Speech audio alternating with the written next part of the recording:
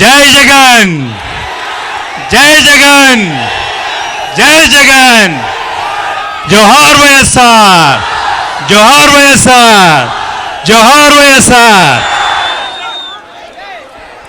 ఈరోజు నర్సరావుపేటలో జగనన్నకి ఇంత పెద్ద ఎత్తున ఆహ్వానాన్ని పలకడానికి వచ్చినటువంటి వైఎస్ఆర్ కాంగ్రెస్ పార్టీ అభిమానులు, కుటుంబ సభ్యులందరికీ కూడా చేతులెత్తి నమస్కరిస్తూ ఈరోజు పల్నాడులో కాసు కుటుంబం వైఎస్ఆర్ కాంగ్రెస్ పార్టీలోకి రావడం చాలా సంతోషం. అవునా అవునా అవునా? ఇక్కడ డాక్టర్ గారు ఏం తక్కువ కాదు, గోపిరెడ్డి శ్రీనివాసరెడ్డి, జంగా కృష్ణమూర్తి తక్కువవాడు కాదు. జంగా కృష్ణమూర్తి పైన ఉన్నాడు ఇంకో ఆయన, పిన్నెల్లి రామకృష్ణారెడ్డి,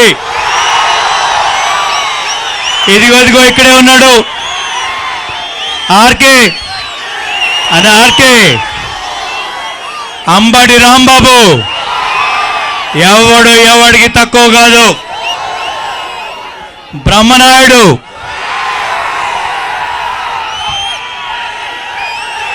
మావులోడ, ఈసారి చూపిద్దాం, ఈసారి చూపిద్దాం. మొన్న కొద్దిలో తప్పిపోయింది.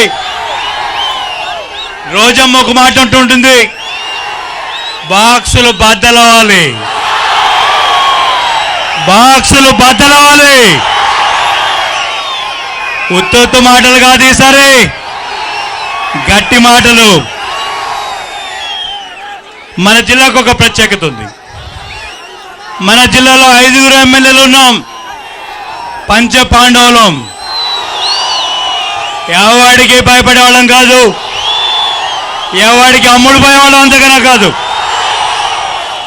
వైఎస్ఆర్ కాంగ్రెస్ పార్టీ ఏంటో చూపిస్తాం.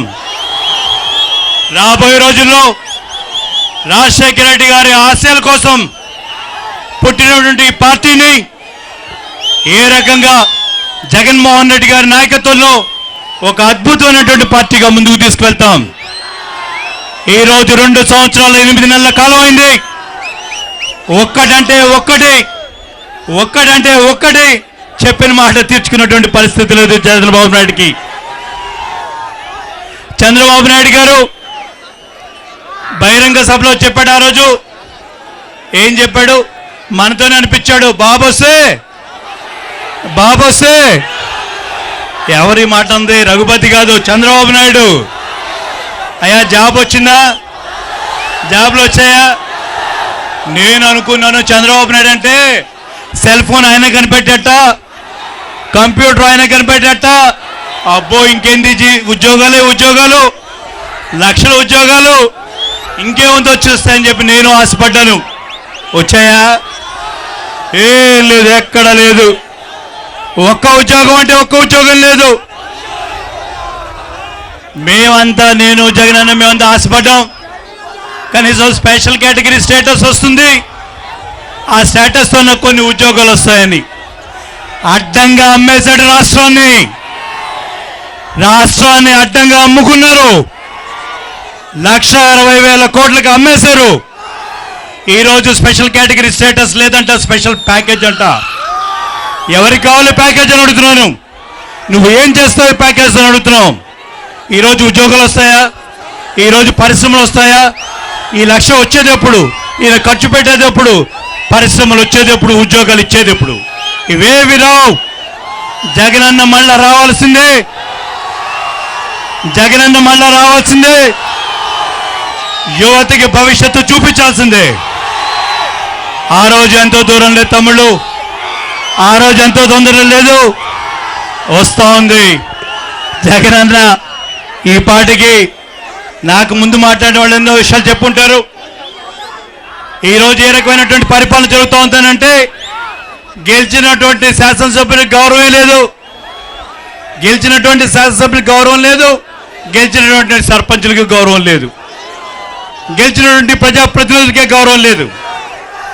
ఈరోజు పాపం మన దగ్గర నుంచి కొంతమంది అక్కడికి వెళ్ళారు, అభివృద్ధి చేస్తామని చెప్పి వెళ్ళారు.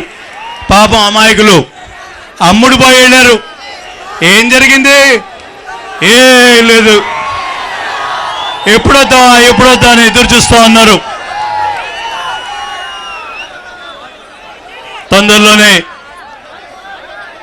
మనం కలనటువంటి కళలు రాజశేఖర రెడ్డి గారి పరిపాలన తెచ్చేటువంటి దక్షుడు జగన్మోహన్ రెడ్డి గారు ఒక్కరైనటువంటి విషయాన్ని ప్రజలందరూ గమనించారు, రైతులు గమనించారు, మహిళలు గమనించారు, విద్యార్థులు గమనించారు. ఈరోజు ఎప్పుడు అని ఎదురు చూస్తున్నటువంటి తరుణం రానే ఉంది. మనం అందరం కూడా సన్నద్ధంగా ఉందాం. ఒక్క విషయం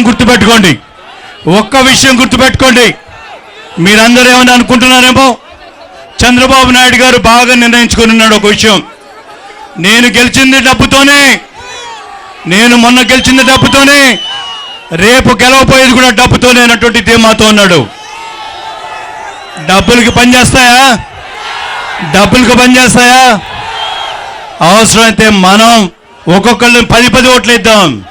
ఇక్కడున్న వాళ్ళందరూ కూడా ఒక్కసారి కంకణం పోనండి, అన్ని సరిగ్గా ఉంటాయి.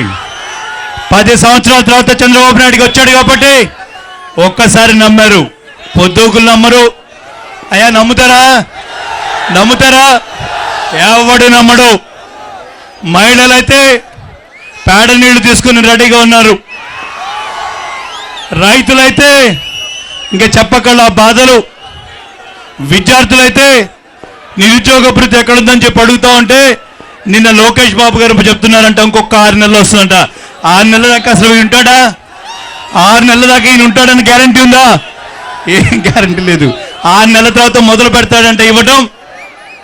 ఇటువంటి అబద్ధ మాటలు మాట్లాడినటువంటి చంద్రబాబు నాయుడు గారికి, తెలుగుదేశం పార్టీకి బుద్ధి చెప్పేటువంటి ఒక మంచి అవకాశాన్ని తప్పకుండా అందరం కూడా సద్వినియోగం పరుచుకుందామని చెప్పి తెలియజేసుకుంటూ జై జగన్.